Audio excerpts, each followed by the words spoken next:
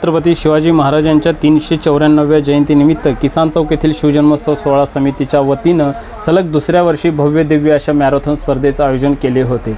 या प्रसंगी स्पर्धकांना सुरुवात करतेवेळी महाराष्ट्र प्रदेश युवक काँग्रेसचे प्रदेश उपाध्यक्ष शरण पाटील यांनी झेंडा दाखवून खऱ्या अर्थाने या स्पर्धेची सुरुवात केली। त्यानंतर ही स्पर्धा 5 किलोमीटर व 10 किलोमीटर अशा अंतरावरती झाल्यानंतर स्पर्धेमध्ये 3 गटांना यावेळेस पारितोषिक देण्यात आलं। प्रथम गट होता 5 किलोमीटरचा पुरुषांचा व दुसरा गट होता 5 किलोमीटरमध्ये महिलांचा व 10 किलोमीटर हा ओपन असा खुला गट होता, त्यामध्ये महिला व पुरुष दोघांसाठी ही स्पर्धा होती।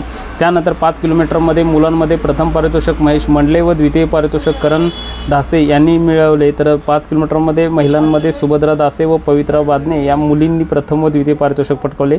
10 किलोमीटरमध्ये सिद्धू झंपले व शेखर मंडले यांनी सलग प्रथम व द्वितीय पारितोषिक पटकावले।